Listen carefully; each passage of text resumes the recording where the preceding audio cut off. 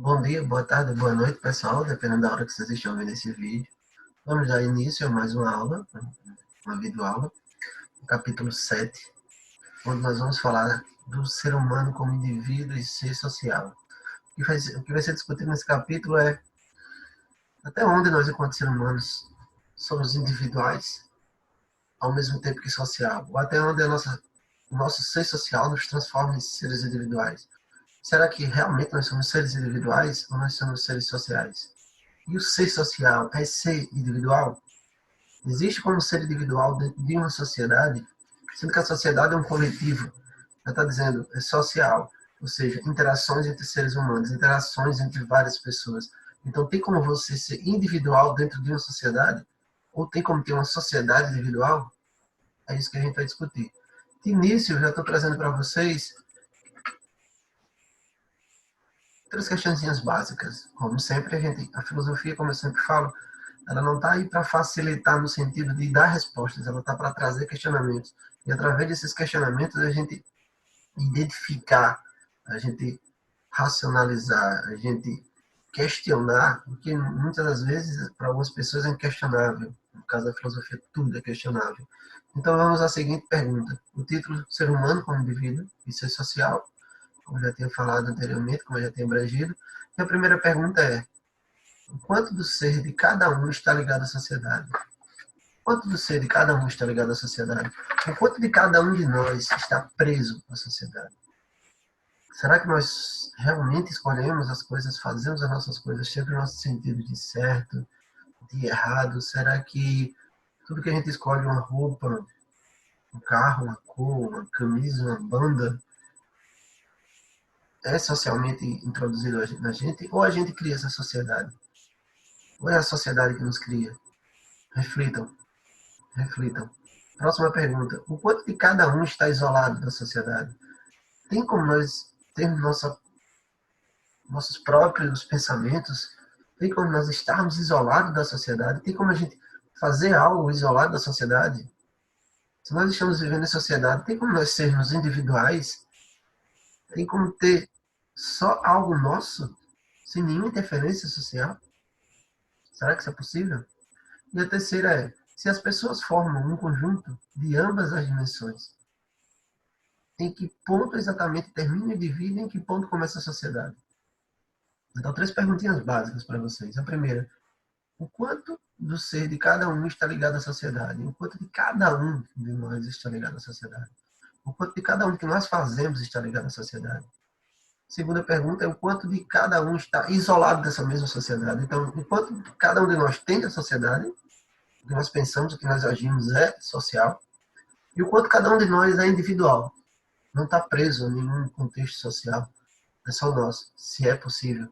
E a terceira pergunta é, se as pessoas formam um conjunto de ambas as dimensões, individuais e sociais, até que ponto exatamente o indivíduo termina o indivíduo e começa a sociedade? Então, até que ponto que você é porque você quer ou porque você é um ser social? Então, até que ponto a sociedade está dividida entre você e ela? Até que ponto é você ou é a sociedade? É com essas indagações que a gente começa a nossa aula sobre o ser humano com o ser social. E aí, vamos partir do princípio que o ser humano como indivíduo, o ser humano como indivíduo. E a gente tem a filosofia de John Locke, no século XVII, um filósofo do século XVII, iluminista, ela vai afirmar a seguinte coisa: ela é uma das fundamentações essenciais para o que é chamado do liberalismo. Então, só dando uma reforçada na questão histórica, lembre que o liberalismo ele começa ali na Idade Moderna, quando a gente quebra, sai da Idade Média. Então, o homem sai da Idade Média, daquela ideia do teocentrismo, para agora ter o antropocentrismo. Então, Deus deixa de ser o centro, para agora o homem ser o centro. Então, o homem renascentista, ele vai questionar tudo, vai criar o humanismo. Lembre do homem humanista. Ou seja, o homem humanista, ele critica e questiona tudo. Tudo. E a partir desse questionamento, dessa crítica, que ele quebra a ideia de teocentrismo, Deus como um centro. Agora, o centro é o homem. O homem não precisa mais de uma força divina para guiá-lo, para fazer determinadas coisas, mas sim suas próprias atitudes vão criar determinadas ações. Então, o homem não está preso ao que Deus quer, mas ele está preso ao que ele denomina em sua vida, ao que ele faz na sua vida. o que ele mostra na sua vida. Então, de acordo com as suas ações, vão existindo reações. Então, o homem humanista critica todo esse contexto. O homem humanista é o homem mais da ciência, não ligado meramente à fé. Ele não vai aceitar alguns pontos, alguns dogmas religiosos, fé, por exemplo, em alguns sentidos, onde a igreja domina tudo. E aí vai ter o que a gente vai chamar de Estado laico. A briga, literalmente, para quebrar o poder da igreja na dominação do pensamento. Porque quando a igreja domina, você tem como certo e errado o que a igreja fala. Quando a igreja domina, você tem como certo e errado o que os padres estão dizendo. E quando eu quebro a ideia do Estado entre igreja e Estado, a igreja não tem o poder de dominação em cima do que você acha certo, não. A religião, a igreja, ela se torna algo particular. Você tem ou não tem aquele contexto, aquele credo religioso. Mas o Estado, sim, que tem que tomar conta de todos, independente de ser religioso ou não. Mas a religião não pode mais ser imposta em cima de você como uma verdade absoluta. Pelo contrário, ela é questionada. A partir de agora ela vai ser questionada, ao contrário do que era antes. Quando alguém questionava, era preso ou morto, queimado, era herege, era bruxo, e essas coisas todas. E uma das oposições é a teoria do poder do direito divino. E o que era a teoria do direito divino? Como o filósofo inglês John Locke falou, a teoria do direito divino era, era mais ou menos a seguinte coisa: era um direito que o rei tinha de governar, que, segundo eles, vinha do poder de Deus. Então, os reis dominavam porque Deus queria. Então, para os reis, eles argumentavam, e a sociedade da época aceitava, que ele era rei porque Deus quis assim. Então, ele tinha um poder, ele tinha um direito divino de governar.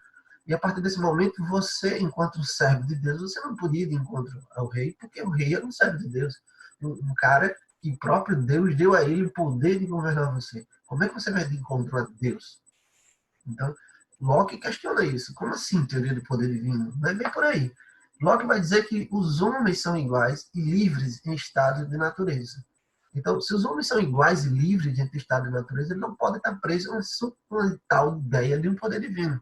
Porque Locke vai dizer que o próprio Deus deu essa liberdade para todo mundo. Então, não pode estar preso. Mas o que é estado de natureza para Locke? Ele vai dizer a seguinte coisa. Ele vai dizer que o estado de natureza seria uma situação em que os seres humanos encontravam-se antes da criação de instituições, do Estado, das chamadas organizações sociais ou da sociedade civil. Então, o estado de natureza para Locke era o que existia antes desse contexto. E só dando uma relembrada, lembrando que Locke ele dizia que o problema do estado de natureza foi quando criou sua propriedade privada. Porque Locke defendia que você tinha que ter acesso ao seu trabalho, ao que era trabalhado, ao que você tinha, você usufruía do que você trabalhava. E quando o homem começa a trabalhar e um outro cara vem e tenta, quando ele tem sua propriedade privada e o outro homem tenta se apropriar do que você trabalhou, aí começa o problema do estado de natureza. Ou seja, então para Locke o problema do estado de natureza foi quando criou sua propriedade privada e o outro homem quis tomá-la. Porque Locke defendia que você tinha que usufruir do que você trabalhou. E aí cria essa necessidade de um Estado, onde você vai passar os seus poderes para o Estado gerir todo mundo e assim viver numa certa harmonia, ter leis. Então, para ser livre, tem que ter leis. Então, perceba a contradição. Para você ser livre, você tem que ter leis que lhe prendam.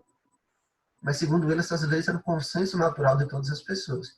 Então, assim, Locke vai dizer que a sociedade foi fundada por livre consentimento e, ao mesmo tempo, com base em direitos naturais, tais como o direito de existir, o direito de ter propriedade privada, o de dispor do fruto de trabalho para a subsistência. Então, perceba que aí Locke junta o poder, o direito natural e o direito civil. Ou seja, a sociedade foi fundada por consentimento. Então, a sociedade consentiu dar direito a esse Estado. E ele diz que, ao mesmo tempo, com base nos direitos naturais, ou seja, você tem direito à vida, você tem direito à propriedade privada, você tem direito a usufruir do que você fez. Então, ele está unindo aí o direito natural e o direito civil, que é o criado. E para isso vai ter um governo. O governo, nesse sentido, ele vai ser visto como? É visto como resultado de um consentimento livre dos indivíduos. Porque, até então, Locke vai criticar os limites da propriedade privada da seguinte forma. Ele vai dizer que ela não é absoluta. Ou seja, o direito à propriedade privada tem limites, ele não é absoluto, ele não vai fazer o que ele quer. A propriedade deve ter sua fonte no trabalho. E ninguém pode prejudicar-se ou ser prejudicado pela propriedade dos outros. Então, mais uma vez, ele está dizendo, A sua propriedade privada não tem limites. Você só pode ser dono a partir do que você consegue governar, do que você consegue plantar. Um exemplo, você tem uma terra, sei lá, você planta 4, 5 tarefas de terra, ali é sua propriedade privada. É o que você consegue dar conta. Você não, minha propriedade privada vai ser livre, eu tenho centenas de milhares de propriedades de terra, de hectares, aquela coisa toda. Não, você pode dar conta disso? Não. Então, se você não pode, você não pode ser dono daquilo. Você só pode ser dono do que você dá conta, do que você trabalha. E outra pessoa também não pode invadir a sua propriedade. Você não pode ter uma terra e o outro chegar a invadir. Ele tem que tomar conta também do que ele pode. E, por isso, criar seu Estado. Então, o governo entra nesse meio como o quê? Como resultado desse consentimento livre dos indivíduos. Então, os indivíduos livremente, com a aspa gigante, escolheram esse Estado, escolheram um representante, escolheram um governo para gerir esse meio sentido, para gerir esse povo. E aí vai entrar a questão do individualismo, porque a ideia do individualismo para ele era o quê? O que era o individualismo? Ele vai dizer que é fundamental nesse sentido essa concepção política. Porque o individualismo é uma concepção política. Lembrando que política, a gente aqui está falando de política, não de politicagem. Politicagem é o que a gente vê aí, desvia os verbos, aquela coisa toda. Política no sentido de polis, de cidade, de regir. Então, política é o que nos rege. Quando você vem com aquele discurso, não se discute política nem religião. Você está dizendo que não se discute política, ou seja, você não discute as leis que estão regendo a sua vida. Como assim você não vai discutir as leis que estão regendo a sua vida? Você tem que discutir as leis que regem a sua vida. Porque são elas que estão guiando o seu futuro. Se você não discute elas, você fica sem futuro. O que os outros querem, você aceita. Quando você não discute religião, você se torna intolerante. A sua religião é certa e a de todo mundo é errada. Por que a sua religião é certa? Você é melhor do que os outros? Então perceba que a gente entra num preconceito político, a gente entra num preconceito religioso, consequentemente um preconceito racial. As pessoas vão defender que por conta de cor, um é mais forte do que o outro, uma raça superior à outra. Isso é preconceito. Por conta disso, morreram milhares e milhares e milhares de pessoas em todo o mundo. É um absurdo ver alguém hoje falar uma besteira dessa, mas infelizmente existe. Então, por quê? Ainda hoje nós temos determinados tipos de conceitos. Perceba que o individualismo é uma doutrina que, segundo a qual a realidade é composta de indivíduos, de seres que seriam as unidades, entre aspas, básicas desse sistema. Então, para você viver, para o ser humano estar nessa sociedade, estar nesse contexto liberalismo, Locke foi o pai do liberalismo, ele vai aceitar que o individualismo é uma doutrina que está baseada no indivíduo enquanto si, o ser individual, mesmo que esse indivíduo esteja em sociedade. Tranquilo? E aí vai ter dois sentidos para isso, o positivo e o negativo. O negativo é o indivíduo é um átomo social, ou seja, todo mundo sabe que o átomo até então que eles achavam era um ser único e indivisível, né? Indivíduo, sozinho. E ele se constitui em oposição a outras realidades, tais como a sociedade, ou seja, o Estado e os demais indivíduos. Então, ele dizia que o ato negativo do individualismo é quando você se constitui sozinho e não segue os outros conceitos sociais. Quando você não segue os limites do Estado, os limites dos outros indivíduos. Isso seria o negativo do individualismo. Você querer ser mais do que os outros, passar por cima dos outros, se achar superior por conta da sua classe social, da sua cor, porque você é branco, coisa do tipo. O sentido positivo, ele diz que o indivíduo é irredutível, o único e insubstituível. Ou seja, nesse sentido, o indivíduo tem semelhanças com o conceito de pessoa. Então, ele quer dizer que, quando parte para esse individualismo no sentido positivo, é o indivíduo perceber que ninguém substitui ninguém, que ninguém é melhor do que ninguém, e que todos são semelhantes e estão no mesmo conceito de pessoas. Todos nós somos pessoas. Ninguém é mais ou menos do que o outro. Todos estamos em conjunto. Só que mais à frente vai ter uma briga histórica sobre o individualismo e o coletivismo. Um grupo vai defender o individualismo, outro grupo vai defender o coletivismo. E aí a gente vai ter, por exemplo, alguns pensadores vão dizer o seguinte, quando eles vão falar do sentido do ato social, eles vão colocar a questão sobre se é possível uma convivência verdadeira em relação ao indivíduo e outras pessoas. Se realmente tem como uma pessoa, individualmente falando, viver em conjunto com outras pessoas, ter contato em comunidades. Alguns pensadores chegam a afirmar que a própria noção do indivíduo está em contraoposição, está em constante oposição à sociedade. Então, quando eu falo de indivíduo sozinho, individual, só isso por si só, eu estou sendo contraditório ao ser individual, ao ser coletivo, à sociedade. Por outro lado, outros argumentam que, ainda que exista essa oposição, ela não torna o indivíduo um ser antissocial. Pelo contrário, ela vai dizer que corresponde justamente ao que é possível viver em sociedade, como indivíduos que determinam, que fazem, que têm as suas finalidades. Essas finalidades, para ele, seriam satisfazer os interesses de cada indivíduo. Então, a sociedade ela tem que satisfazer o interesse de todo mundo, e não o interesse individual coletivo. Aliás, o interesse individual meu. Eu faço o que eu quero, eu faço o que eu acho que tem que ser. Não. Esse individualismo tem que estar em conjunto social. Então, a sociedade individualista vai ser trabalhar em conjunto para todos. E aí é que está. De qualquer forma, quando a gente joga para esse sentido básico, que cada um possa se manifestar de tal forma, seja o quê, então a gente vai ter de cara aí a ideia de o individualismo acaba se opondo ao coletivismo, uma vez que este último, ou seja, o coletivismo, ele é visto como destruidor da liberdade individual. O coletivismo ele vai na ideia de um ser individual dentro da sociedade. Mas toda a sociedade é única. Toda a sociedade é um só. Toda a sociedade cuida de um só. Todos estão juntos. Enquanto aí, nesse sentido, a gente vai ter o que ele vai dizer que é um sentido positivo, que, ou seja, negativo, que ele vai dizer que é compreender o indivíduo, mas quase como sintoma de egoísmo, egoísta. Então, o indivíduo é egoísta. Ele pensa nele e dando-se os outros. Ele não quer saber das outras pessoas. Nesse sentido, ele se torna totalmente egoísta, totalmente ruim. E também tem o lado positivo, que é o que ele vai dizer que o ser humano é único e insubstituível, como eu já tenho falado. Então, o ser humano ele começa a gerar também o que eles vão chamar de personalismo. Ou seja, este não vai negar e até mesmo salientar a questão do bem comum. Ele afirma que tem um bem comum, mesmo sendo um ser individual. Ele vai dizer, por exemplo, que esse bem comum não pode existir de uma maneira totalitária. O individualismo, e Locke, ele vai dizer o seguinte: não procura negar que a sociedade ou a comunidade em benefício da liberdade individual, mas procura uma harmonia entre uma parte e a outra, ou seja, ele procura uma harmonia entre a sociedade e o indivíduo. Ele não nega isso. E quando a gente tem mais à frente o individualismo versus o coletivismo, a gente vai ver. Como eu falei para vocês, em um sentido negativo, o coletivismo poderia ser sinônimo de destruição. Assim como a galera vai discutir sobre o individualismo, também existe uma discussão sobre o coletivismo.